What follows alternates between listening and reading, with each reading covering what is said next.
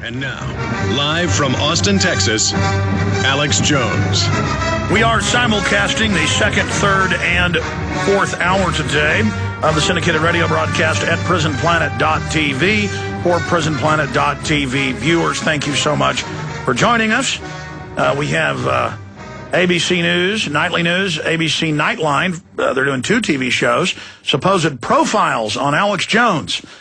I can't imagine that the dinosaur corporate media is going to be too friendly towards us, but these two gentlemen do seem friendly and nice. The particularly bad hit pieces, they usually are very cold. But we'll all sit here with bated breath, waiting until next week to see what they do. Who knows? Maybe I'll even haul the ABC News correspondent in here. I should have asked him before we went live if he'd like to sit in for 10 minutes with us today and ask me questions live on air. You know, we've done that with quite a few other networks over the years. They've decided to come in and do a few minutes with us live. But in fact, this fellow hosts the ABC Nightly News sometimes. Quite a big shot. In fact, print me up his bio for folks that are just now tuning in.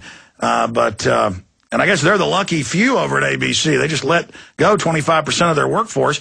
But, hey, they're not the only ones. I mean, tens of millions of people have lost their jobs. Unemployment's really over 20%. The federal government says 10%, but all these mainline analyst firms say it's 22%. And so none of us are really going to have any jobs of any quality if we don't turn this country around. That's the point I make a lot. I want to make that to ABC News. We're all in this together.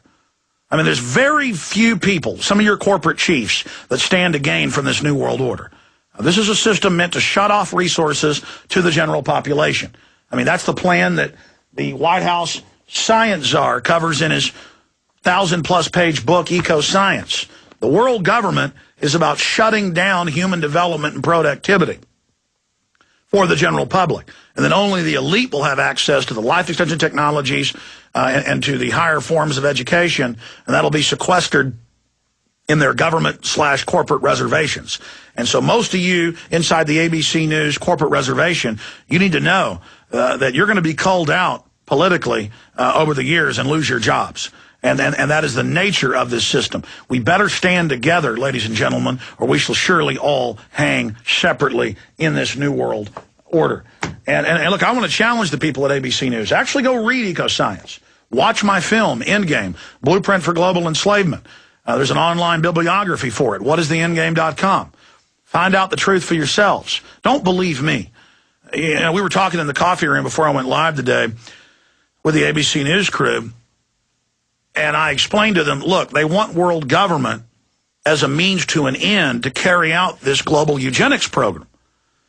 And I explained to them that thousands of documents, thousands of news articles, UN documents, biological diversity assessments, and I noticed I kind of lost them there. They were kind of looking at me like, really?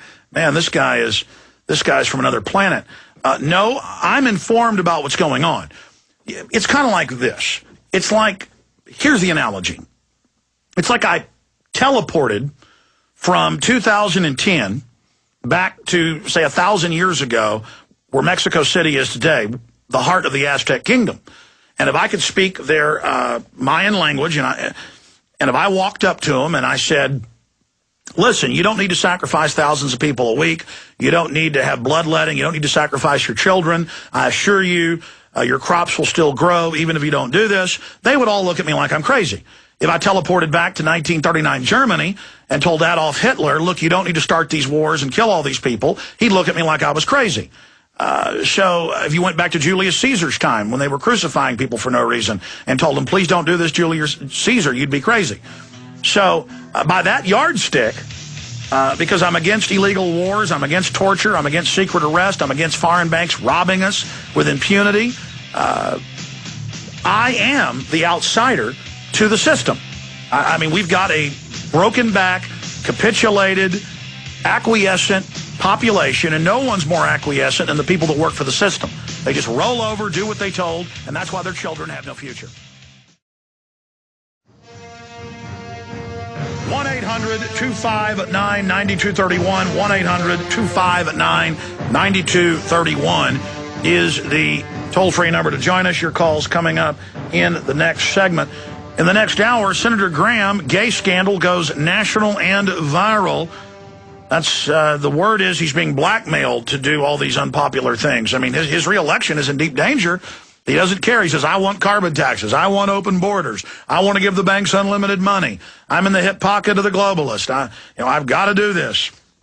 That is what Senator Graham is pushing 24/7.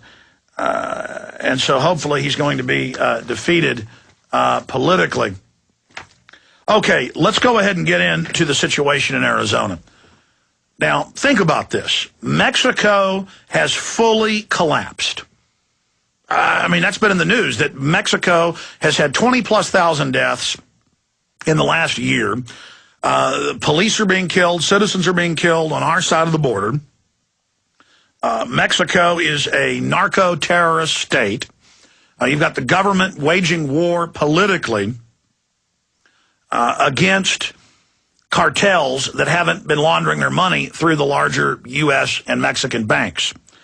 And we've got conservatively, Obama says 11 million. It's more like 30 million from the numbers we've seen.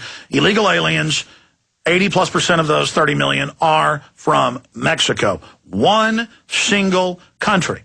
And you've got 100 million people in Mexico, and many of the people that come up here are fleeing the law. And they get up here, and the Mexican government at their consulates in the U.S. will give them consular matricula cards. They've done studies. What the leader of the Republican House in Colorado a few years ago, we had him on. In just a few hours, got 4 different consular matricula cards for himself. So you can just walk in, get an ID card, and then U.S. banks accept it. The phone company accepts it. But if you're a citizen, you've got to have several different forms of identification. I've got an employee who once worked for Austin Energy a few years ago.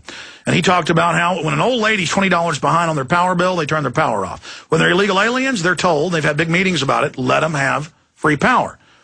And they just produce another consular matricula fake ID at the same address, and they get another 6 months of free power. 800-plus cities are sanctuary cities. And this has come out in the news, and it's also come out in the news in Austin, that you'll have a drunk-driving illegal alien. And the drunk-driving illegal alien will be released from jail, and then a week later run into a police car transporting a suspect. I mean, this is the kind of stuff that is going on a daily basis around the country. And then on top of that, I couldn't believe this. I mean, here's just one case point example of the types of things we've seen. What was it, 6 years ago, I went to a Mexican Independence Day rally in Austin.